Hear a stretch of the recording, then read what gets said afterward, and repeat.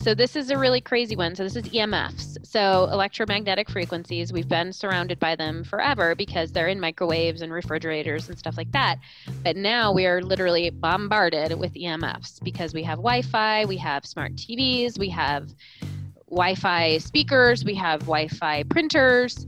We have all these wireless devices all over our house. So I think it's a really important thing to think about. Hey guys, welcome to this week's episode. And I'm so excited. We have Dr. Christine Maren, who's a functional medicine physician. She has her own independent practice near Boulder, Colorado, but she also has remote consultations that you can do via Skype or via phone.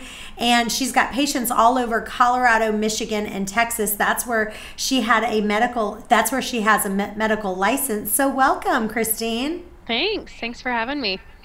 So walk us through your medical journey and just your own personal health journey. Like, how did you start noticing some changes in your body as early as in college? And how did you become passionate about functional medicine?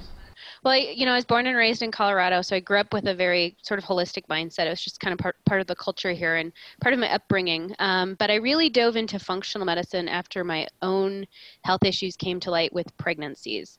So, if you rewind back to college days, I was really actually a pretty healthy kid, pretty healthy in college. I mean, in retrospect, I see that there were some warning flags that went up. And, acupuncture was the thing that helped me when I was in college. I had issues with hormones and, of course I saw an OBGYN and they suggested going on the pill. And even at that young age, I just felt like that's not really addressing my issue. I mean, what's really my issue? And anyways, at that time in my life, acupuncture did the trick. But fast forward to pregnancies, and that's really when things started to come to light. And when I started to realize I had some underlying health issues that needed to be addressed. So what were yours? Yeah, so a lot of different things. And I always tell patients, it's usually more than one thing, but food sensitivities and really severe gluten intolerance, potentially celiac disease. My diagnosis is a little bit complicated, but when I was pregnant with my first daughter, I had gestational diabetes. And I felt like, what's the real underlying cause for that? There's got to be something else. I have zero traditional risk factors for that. And before I had my second child, we had recurrent pregnancy loss. So the recurrent pregnancy loss is really when I started diving in professionally and personally into functional medicine to figure out what was really going on. I knew at that point that there was something wrong and there was a reason why I couldn't carry pregnancy to term. So, I now have 3 healthy kids and they're doing great, but, it was a struggle at that part of my life. But, a lot of my issues go back to thyroid, digestive issues, food sensitivities, and gluten intolerance. Boy, what else is in there? A lot of just hormone imbalance kind of stuff, but a lot of it was digestive in nature. And the root cause of that probably goes back to some issues with oral health. And I had root canals placed before all of this happened. Took antibiotics for that. And my root canals have since been extracted, but went down the whole dental journey as well. So I know you were speaking on the Candida Summit and you first kind of talked about that tie between your personal health and your gut health, and I'm super passionate about that. But how did you figure out, like what about dairy for you? Can you do okay with dairy, or what are some of the things? And no, I mean, for me, I figured out, like many people, I started by eliminating gluten and thought I really am not sure if I have any issue with that because I'd accidentally have gluten, at my daughter's birthday party or something. And for that first 3 months, I had I really didn't know. But the longer I stayed away from gluten, the more crazy obvious it became. I mean, at this point, if I get gluten exposure, I'm actually pretty violently ill. I'm vomiting. It's like a food poisoning kind of reaction. So, so at first it was just kind of gluten, and then I've since had to eliminate dairy. I mean, I'm really, really careful about gluten, and I'm pretty careful about dairy. But I did a lot of food sensitivity testing too, and dairy has not really been one of those that has come up with me. But I mean, I can test it, and I know that I have an issue. So, I mean, my main symptoms are bloating. So it's pretty obvious to me. Gotcha. So talk more a little bit about your teeth. So when you say, because I know I've gotten at least 1 or 2 root canals. I can't even remember now because it's been a while. So what did you, when you say you got it removed, talk to me about that. So it's a pretty big deal. And I don't encourage people to just kind of accept that without digging in. So I had root canals. I had some bad dental work in med school. And, once I really looked at my timeline, I realized like, wait, all this digestive stuff started after I got these root canals placed. I never had digestive issues as a kid. I never had digestive issues in college. I mean, this all started after my root canals. So I also got antibiotics with the root canals. So, it's probably multifactorial. But things are just never the same for me after I got the root canals placed. And I had other symptoms too, like this recurrent cough that I would get. And it just like, I never had that before. And I just felt like there was something wrong with these root canal teeth. And I had a little bit of pain on them too. It wasn't like the pain that would wake you up at night. It was like super low grade, but it was just something I could notice.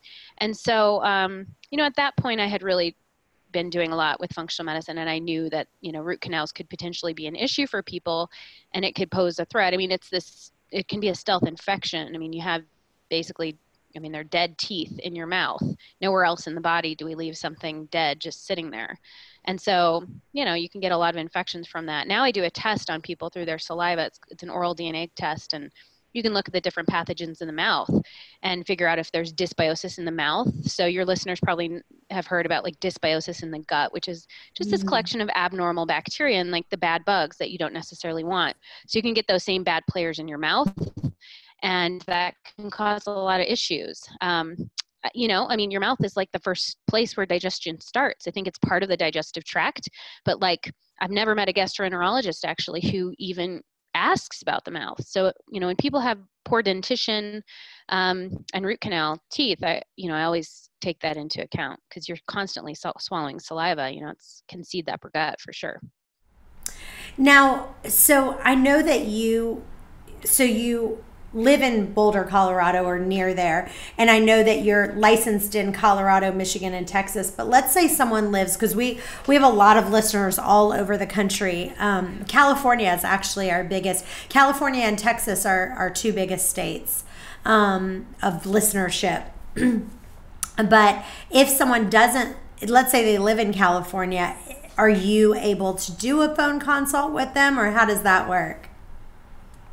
I only take patients in the states where I'm licensed. So just California's not on my list. Yep. Gotcha. So. Gotcha.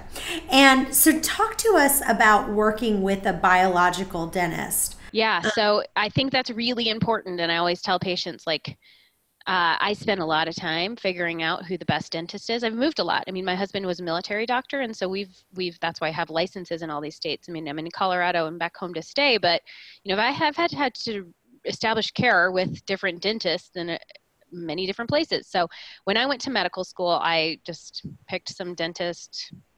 That's the reason I had my root canals. I mean, he did some fillings, and then I had pain and I got infections. I mean, it was, I just didn't do my homework, and now I understand how important it is to work with a really good dentist and somebody who's reputable.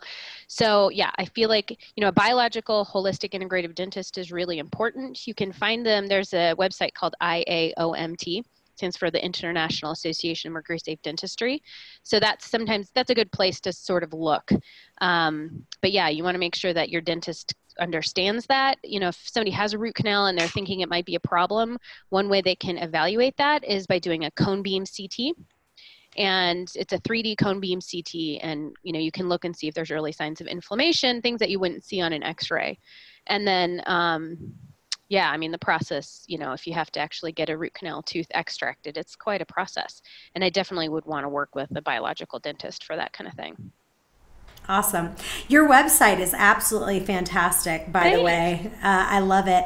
And I want to talk to you about supplements, because a lot of people on my show, one of the things we constantly get, because so many people, they listen to all these podcasts, and then one guest comes on and says, oh, this supplement's good. So they start taking that. And then someone else says, oh, you need this one. And then, we've had people that are like, oh my gosh, I love this show, but now I feel like I'm taking too many supplements.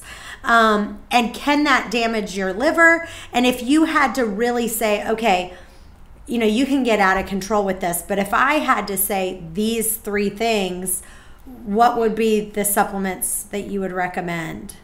So I think a multivitamin is really important. I mean, I think that's like sort of the foundational place to start. So I see all these people who are like taking selenium, taking zinc, taking vitamin A, taking vitamin D.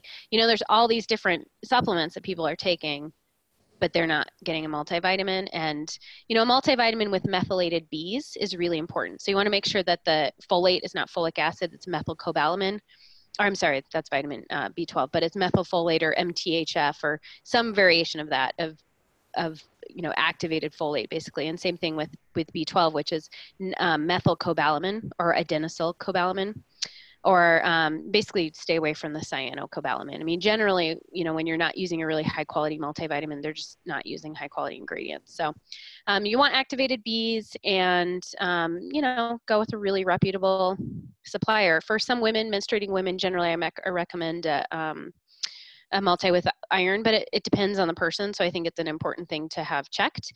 And then most people need additional vitamin D. I mean, I check vitamin D on all my patients, and I would say, 95+% need additional vitamin D. So I usually recommend a supplement that has D3 with K2, and a fish oil, usually a really good omega-3 fatty acid.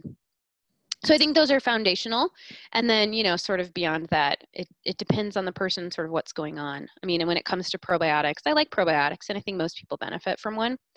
But some people actually have adverse effects from it too. So. Yeah.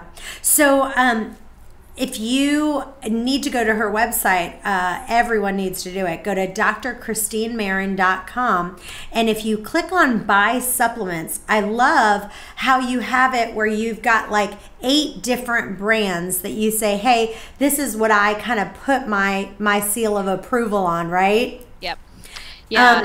And that site is good because it's, you can get so many low quality supplements, and I think in a lot of cases you can do more damage than good. So I tell people, I'd rather you not take a multivitamin than take one from a cheap drugstore.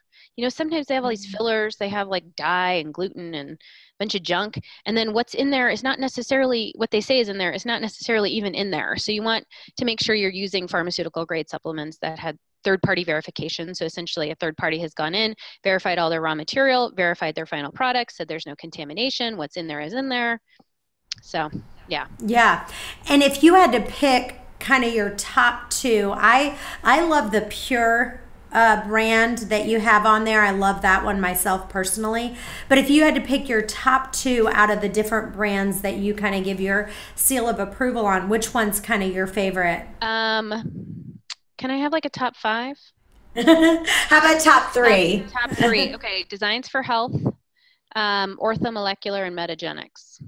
Okay. All right. So I used to use a lot of Pure stuff, and I still use it here and there, but that they sold to Nestle. Oh, I didn't know that. Yeah. So that happened about a year ago.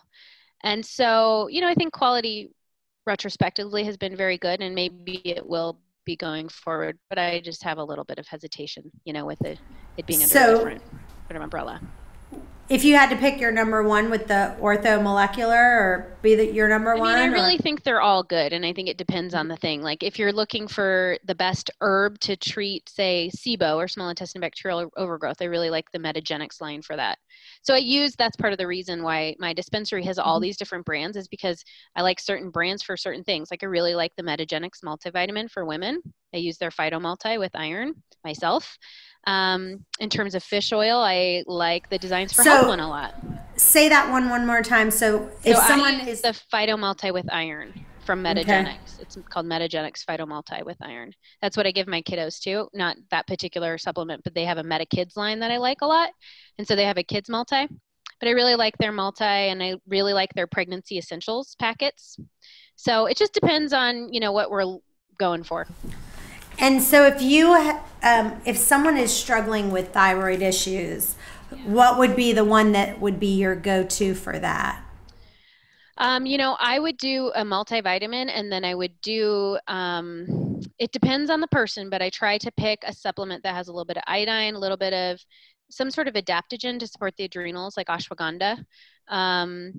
And I would probably, Designs for Health has thyroid synergy that I use a lot. There's some ginseng in there too, but sometimes that could be too stimulating for people as well. But that's generally my go-to.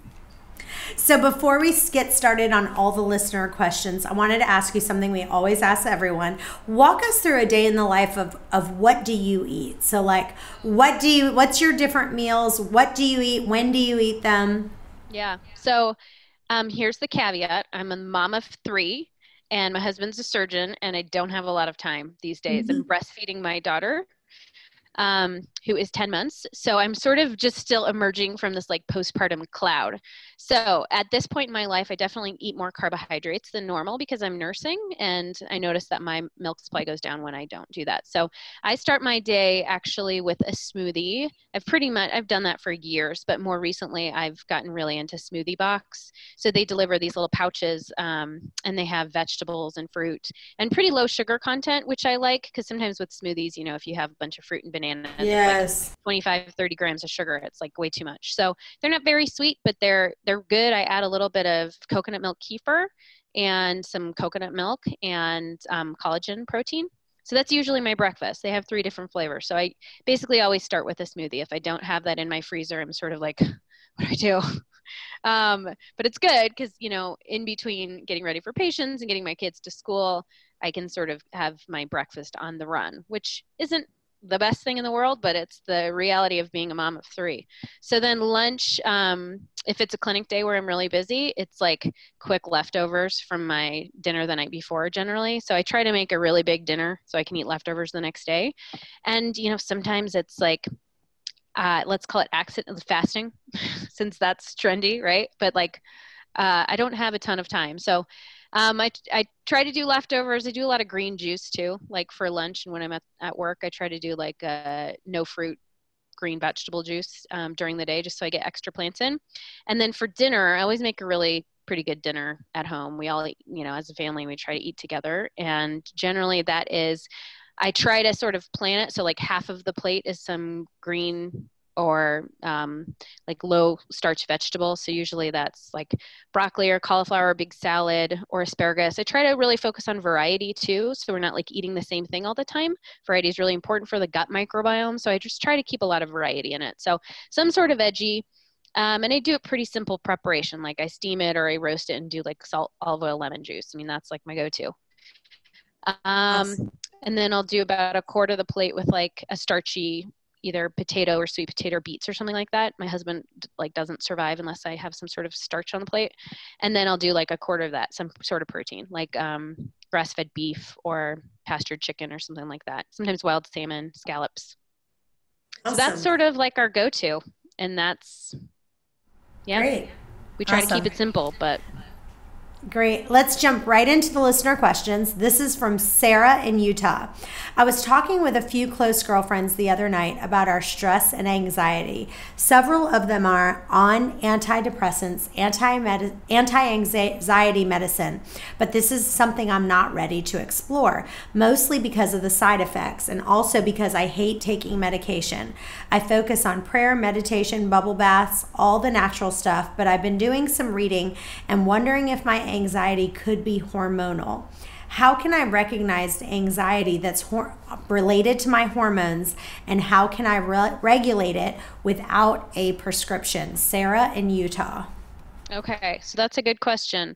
So, with mood, I always talk to my patients and I say mood is really a symptom. I mean, it's a very real problem, but it's not like a disease. It's a symptom of something else going wrong. So, if we suspect that potentially it's a hormone symptom, then, the most common one I would see with anxiety is a low progesterone or estrogen dominance. So, estrogen progesterone balance is very important. And sometimes I see people with just very low progesterone and tons of estrogen. So I would say if it's a cyclical thing that you're noticing and you're getting more anxiety around the time of your period or around the time of ovulation, that's when I would sort of have more suspicion there. And then especially if there's other symptoms to suggest hormone imbalances. So that might be, estrogen dominant kind of symptoms where there's a lot of breast tenderness or fibroids or really heavy painful periods. And then it could also be sort of low progesterone symptoms, which could be weight gain and anxiety and fatigue, trouble sleeping as well. Now, are you a fan of progesterone cream? Like for I people who have am. hormone? It depends on my patients. To try to increase progesterone, a lot of times I'll use Chase Tree or Vitex. It's same name, same product, different name. So I'll use that. Sometimes I'll use some topical progesterone. And in a lot of my patients, depending on where they are in life and depending on their hormone testing, I mean, I look at what's called the Dutch test, which is a dried urine test for complete hormones.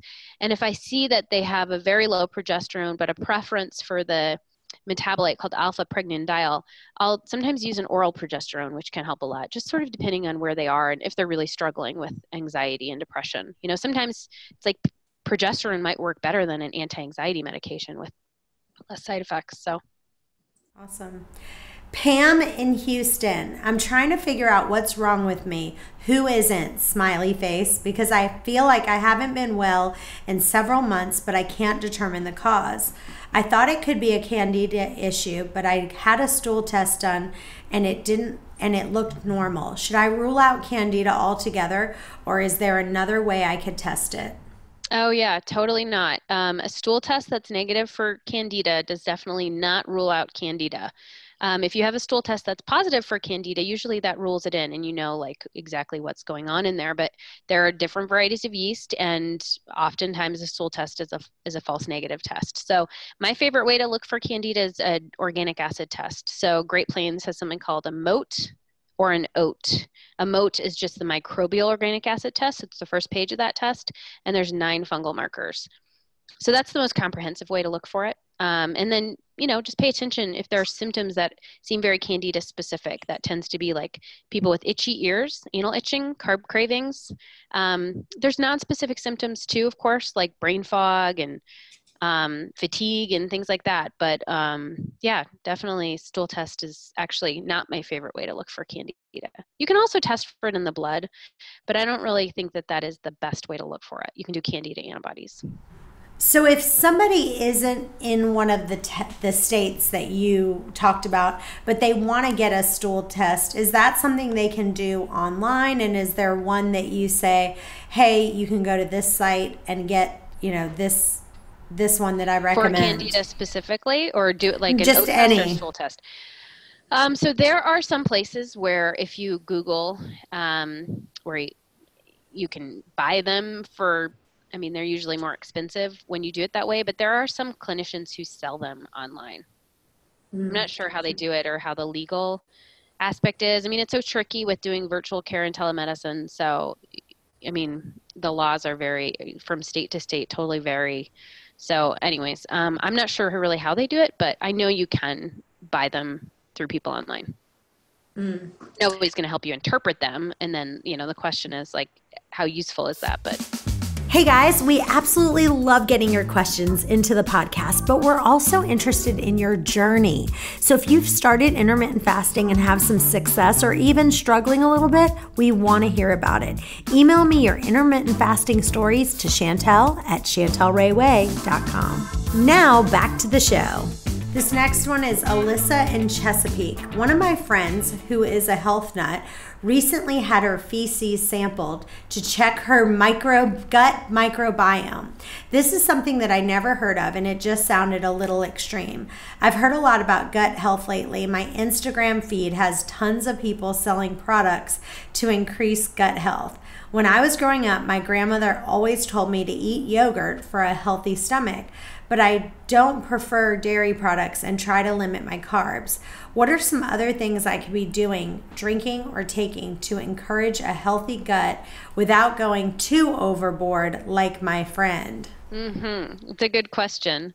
I've definitely gone too overboard over here. So okay, so one of my favorite things for gut health is called resistant starch. So resistant starch, you can prepare lots of foods to encourage them to have more resistant starch, and it's resist digestion in the small intestine and preferentially feeds the good guys in your large intestine, especially something called butyrate. So butyrate's a short chain fatty acid. It's been studied actually associated with weight loss, colon cancer reduction, inflammatory bowel disease. I mean, it has a ton of really beneficial properties. So you want to encourage production of this short chain fatty acid butyrate by feeding it resistant starch. So resistant starch foods are cooked and cooled sweet potatoes, cooked and cooled rice, cooked and cooled potatoes and grains actually. So if it's somebody who eats grains, you can prepare it that way. Beans actually have some resistant starch too, so it just depends. If somebody's paleo, you can totally get resistant starch through other kinds of things. Sweet potatoes. You can do it through sweet potatoes. Mm-hmm.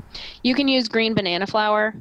And I use green bananas. I used to use them in my smoothies all the time. So I'd buy green bananas and cut them up and put them in the freezer when they're green. And then you put it into your smoothie and you've got resistant starch. So resistant starch is a really good way. So there are other prebiotic foods. So basically eating a lot of plants, especially things like leeks and onions have a lot of prebiotics. So prebiotics are the things that feed the healthy bugs in your gut.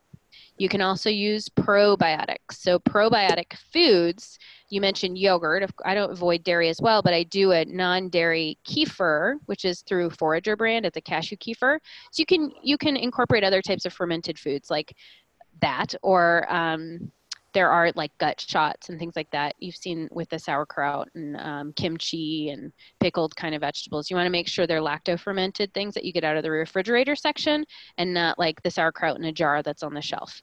So those are all kind of good things that you can eat to feed your gut microbiome. Now, why does it have to be cooked and cooled? Explain that part. It's like what's how it forms resistant starch. I mean, it's just, I don't know. That's just how the resistant starch is formed. So go ahead. So just explain that a little more. So like if I was going to do it, I'd bake the sweet potato. Mm-hmm. And then how long would I have to wait for it to cool for it to build that? I usually say bring it back to like room temperature or just stick it in your fridge. What I do is I cook like a big sheet of sweet potatoes, and we eat some of them for dinner, and then the rest of them I stick in the fridge and then eat the next day. So the same thing, like if you're doing rice, if somebody was to eat rice, you cook an extra batch or whatever, stick it in your fridge, and then you could use it to make like fried rice.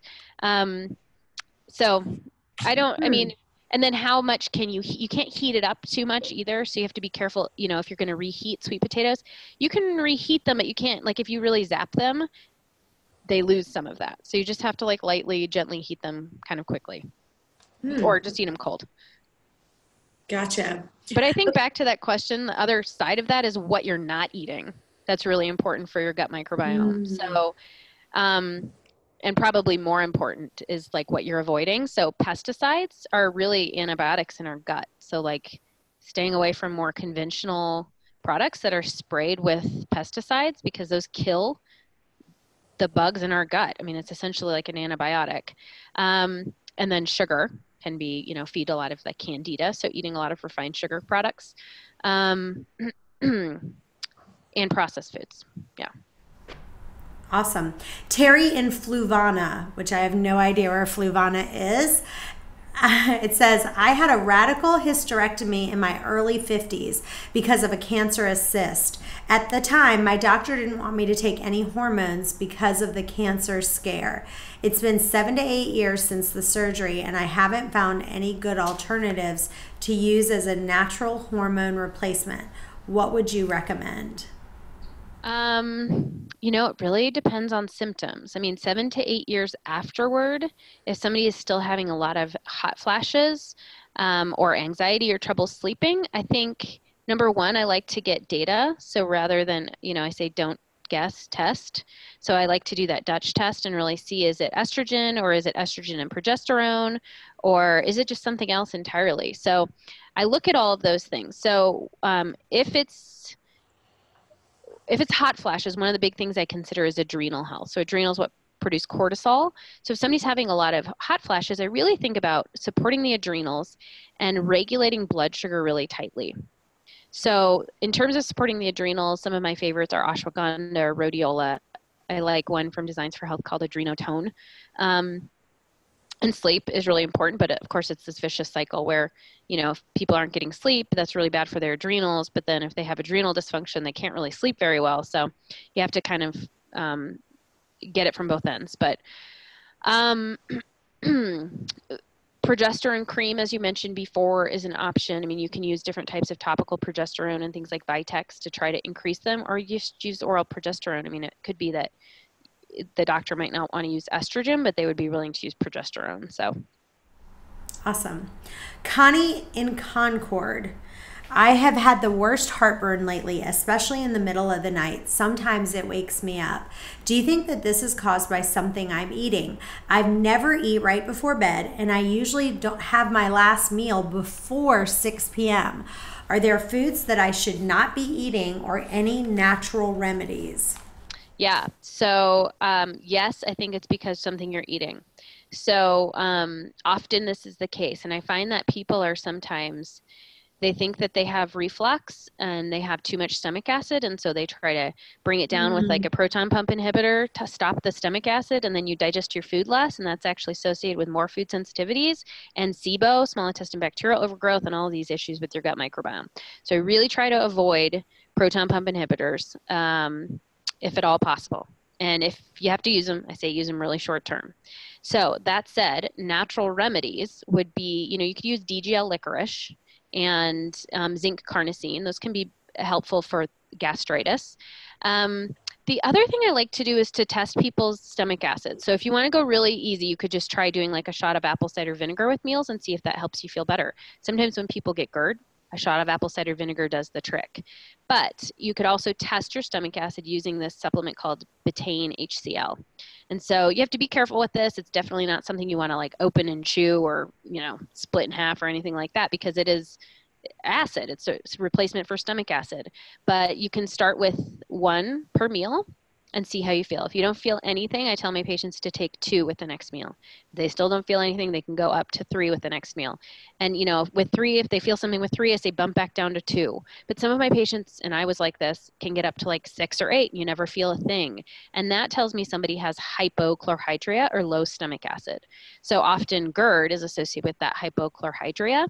And then really getting to the root cause of that is another question. I mean, it might be a thyroid issue. A lot of times, we're in this very sympathetic dominant state in our culture, meaning, there's a lot of stress. I mean, there's the sympathetic nervous system, parasympathetics. When your sympathetics are on fire, that is not a place to rest and digest. That's all about parasympathetic. So really, trying to bring back that parasympathetic tone with meditation and relaxation and stuff is important. And, not eating on the run like I do with my breakfast every morning. Just trying to really sit down and digest your food helps. But I think, too, it's just getting down to that root cause of like, is there a food that you're eating? It's usually not the tomato that's causing the problem. Sometimes that can be a symptom of your underlying inflammation. But what is it that you're eating that is causing the issue? So for somebody with GERD, I would recommend really doing an elimination diet, just short term. One that I like is the Whole30 or something like that, where you just take out the more inflammatory foods for at least 30 days and then add them back and see if any of those trigger the symptoms. Awesome. This next one is from Heather in City Park. I'm so thankful for your podcast. You've really helped me feel like I'm not alone with my struggles with autoimmune issues. My son is 5 and he suffers from eczema. I'm so sad for him that he inherited this from me. I have found that fasting has really helped with my eczema. Unfortunately, this is not an option for a 5-year-old. LOL.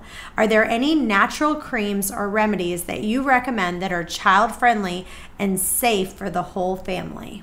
Yeah, good question. So I have kiddos at home as well. One of mine has eczema, my 3-year-old. So, yeah, and hangry is not something you want with a 5-year-old. I get it. So one thing I like is actually called Mother Dirt. So it is a spray that you can put on to help with the skin microbiome. So we talk about the gut microbiome and that collection of organisms in your gut and all these bugs. You have one on your skin as well. You have one in your mouth, like we talked about earlier. So all of that is important. Anyways, you can use Mother Dirt to spray that on and then cover it with an emollient cream. So that's one remedy. And then, just be really, I don't know. I mean, I'm guessing your listeners probably pretty careful about the kind of products she's using, but I would make sure that, they're EWG, Skin Deep approved kind of products. So meaning, if the Environmental Working Group has a database called Skin Deep where you can look up the products and see if they're have certain toxins in them or not. So just being careful about that. And then really diving into gut health. So food sensitivities, it's interesting because the more recent literature is actually suggesting that things like peanut allergies could be caused by a issue with skin barrier. So in other words, kids with eczema are getting peanut allergies because they're getting exposure to those antigens in the air, like through peanut dust, through their skin. So it has to do with skin barrier function. We talk about gut barrier function and leaky gut, but there's also this leaky skin thing that I think is an important component. So I think that's an important thing to know, just because I think treating eczema pretty aggressively is important to prevent food allergies, especially in kiddos. And I would really look at gut health with kids. So when there is eczema, I go straight to the gut. And that's when I really like to do stool testing and organic acid testing. Of course, that's something, she'd need like a holistic functional medicine practitioner for. So where is she located? Let's see. She was in Heather in Park City. See, that's the thing. I'm telling you, I made straight A's in school, but I did not do, the only class I didn't do well in is geography. And it's coming back to haunt me because people like write these things and say where they're from. I'm like, Park City, where is that? If they don't put the Utah. state. I know that. Park City is Utah? Park City, Utah. But I don't know a functional medicine practitioner with kids off the top of my head there. But that's what I would, that's where I would look. Awesome. Probiotics can be helpful, but it's like really, if there's a pathogen in the gut that you need to sort of treat or remove, I think you kind of have to start there. There is a lotion, you can buy it on Amazon. One of my friends actually owns it here in Virginia Beach, and she has a thing called the Farm Life. And it's called, and that's the brand. It's called the Farm Life. So you enter in the Farm Life, but it's called Renewing Night Cream. And it's supposed to be just a night cream for your face, but it's very emollient. And for me, I have found it really, really helps with psoriasis and eczema. So cool. If that's okay, I'm gonna that one has it's really good. Cool. And it smells delicious too. Okay, awesome. This is Jen. Yes. Okay. Yes. This next one is Jen in Virginia. It says, I was on a road trip with my friend and she kept lecturing me because every time I picked up my phone while it was charging, I had to use it for my GPS. And she's always buying into all this hippie stuff and lecturing me about it, LOL. But she got me thinking that there really could be something behind holding an electric current in your hands. Do you buy into this? What about Wi-Fi? Do you think we're poisoning ourselves with all the Wi-Fi floating around in the air? Jen in Virginia. There's so many good questions. I love your listeners. That's great. So this is a really crazy one. So this is EMFs. So electromagnetic frequencies, we've been surrounded by them forever because they're in microwaves and refrigerators and stuff like that. But now we are literally bombarded with EMFs because we have Wi-Fi, we have smart TVs, we have Wi-Fi speakers, we have Wi-Fi printers. We have all these wireless devices all over our house. So I think it's a really important thing to think about. We can't escape it. We can't, turn off. I mean, for people who are truly EMF sensitive, they hardwire their home and like use Ethernet and things like that. But I think it's a really good idea to mitigate Wi-Fi at home. And so especially at night and especially in the bedrooms. So I'm really cognizant in my kids' rooms that I don't have things that plug into the wall near their bed. It sounds super crazy, but yes, I think it's a thing.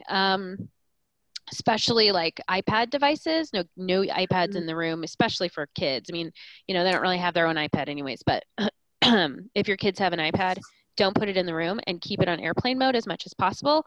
Also, if your kids have an iPad like on the plane, I try to download it and then put it on airplane mode so it's not like this Wi-Fi device sitting in their lap all day. Kids are definitely more vulnerable to it. But, with the cell phone, Environmental Working Group has this whole helpful infographic on sort of the healthy ways to use a cell phone, or, the less harmful ways rather. So some things that you can do in terms of cell phone. So texting is better than calling. If you're calling, use a not wireless headset like this one.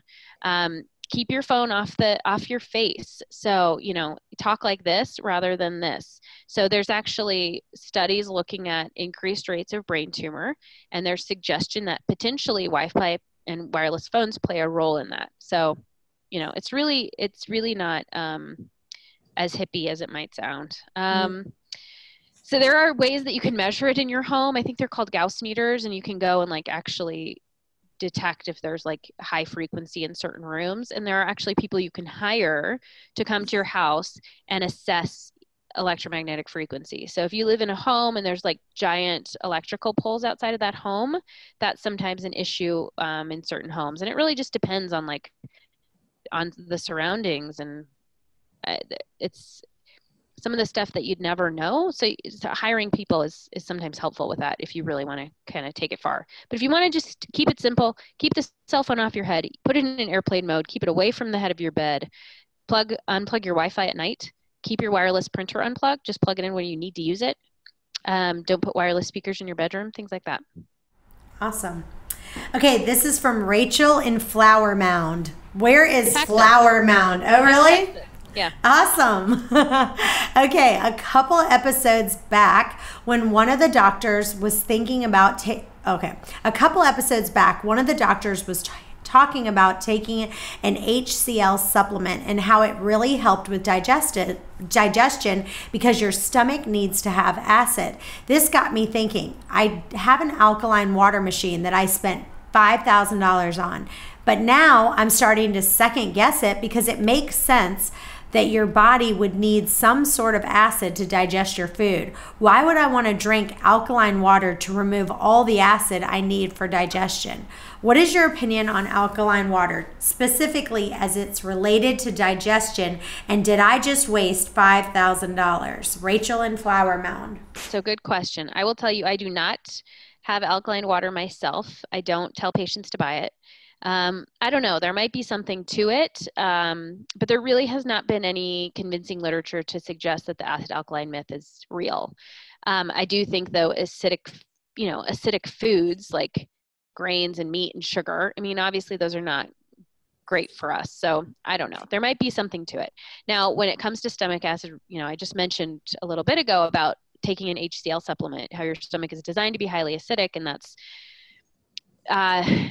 important. So the question of taking alkaline water, I think it can interfere because it's a high pH, so it can interfere with your stomach acid. I think what I would say is don't drink a lot of alkaline water with your meals, which is what I tell people anyways. If you drink a ton of water with your meals, you're diluting your digestive juices. So drink your water in between meals, have just a small amount of water with your meal, preferably something that's warm and soothing and really encourages your digestive juices to get going.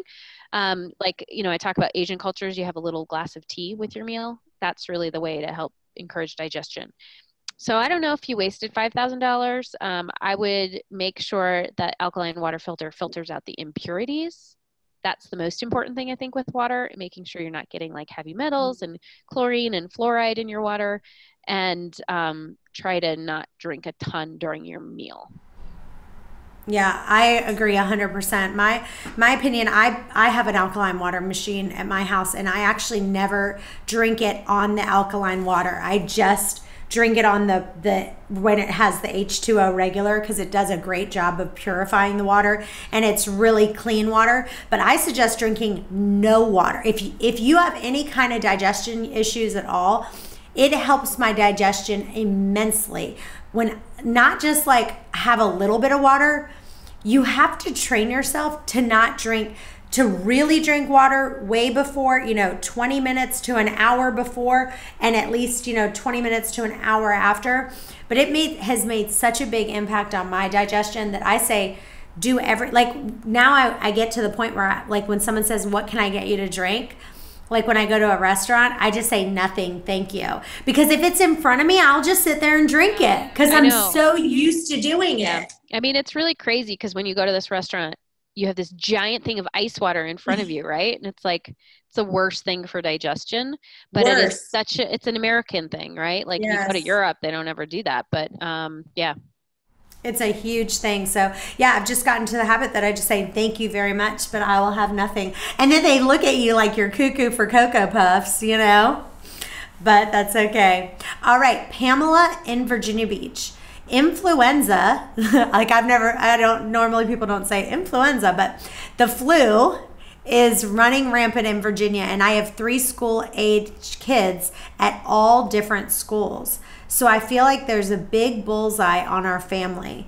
Is there anything I can do to prevent the flu in my family? And if it hits, how can we expedite the process? That's a great question, because we are having the flu like crazy around here. That is actually one of my most popular blog posts, is all of the stuff to take for the flu. I did this post when my daughter got the flu last year. And I say, just keep your medicine cabinet stocked with these natural remedies. So like you're ready to go. Cause if you've got the flu or you've got any symptoms of it, you need to start it like ASAP. So, there's a lot that you can do for prevention. For school-aged kids, it's really important to have an optimized vitamin D level. So vitamin D is really important for the immune system. So give your kids a vitamin D supplement and, a good multivitamin throughout the year. But make sure they're, if you could ask their pediatrician to check a vitamin D level, I think that's a good idea. I like to see it around like 50 to 70. So that will help prevent things. One of my favorite supplements is something called monolaurin, lauricidin. And lauricidin is the brand. Monolaurin is the supplement. But that particular brand I really like. It's these little tiny pellets, and kids can actually take it, small kids. You don't chew it, you just swallow it. But they're tiny, tiny, like maybe a third of the size of a Tic Tac kind of thing. But that is actually a great antiviral. So it's sort of like the same idea as Tamiflu, where it unwraps the envelope around the virus. So it works for lots of different things as long as it's an enveloped virus. So Epstein-Barr virus or mono is one of them, and so is influenza virus. So one of those is my favorite. Elderberry is another favorite. So you want to keep elderberry syrup stocked. That in studies has been shown just to be as effective as Tamiflu. What are you going to say? Yeah, I was going to say that there is that my friend that I told you about, that she makes that same product. Life. Yeah, the Farm Life.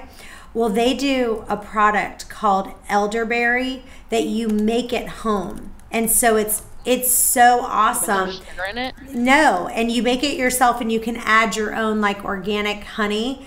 But like even some of the elderberry gummy, but it's called the Elderberry Herbal Syrup Kit by the Farm Life.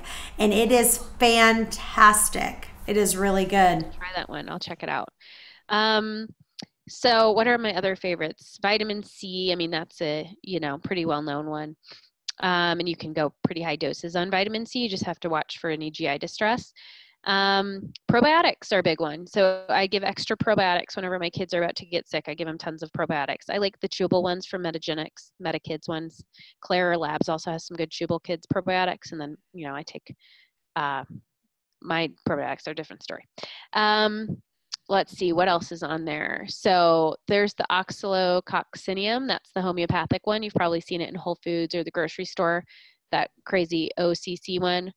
So that homeopathic remedy I like. I also do a lot of nasal irrigation, especially in the winter months. This isn't so good for kids, but it is for mom. So nasal irrigation with something called X-Clear. Actually, it's XLEAR. You can buy it at like Target, but it's a xylitol saline nasal rinse, and that helps to just sort of rinse all the viruses out of your nose. Not all, but Awesome. Helps to keep you from getting sick. But yeah, look at my blog post, because there's more. I think there's 12 different things on there, or maybe 10. I don't remember. All my stuff's on there. Well, Christine, this has been an absolute pleasure. And everyone, go to drchristinemaren.com. It has such valuable resources. She's got amazing articles on there, and it's just a really pretty site. You've done a great job with it. We always ask everyone, we will do a kind of a giveaway. Is there anything you'd like to do as a fun giveaway for our listeners? Yeah. How about my favorite multivitamin? My Multi with iron. So make sure you're menstruating female if this is your giveaway. Okay. So we'll say that. It will be like that'll be a funny like tagline right in the front. Like it'll say like, are you a menstruating woman? Read on. So that'll be fun. Well, thank you so much, and thanks for being on the show. You were an amazing guest. Super fun. Your listeners have great questions. It's awesome. They do. They're really smart. Like I feel like all the questions we get are just super, super smart. And if you have a question that you want answered, go to questions@chantelrayway.com. We'll see you next time. Bye-bye.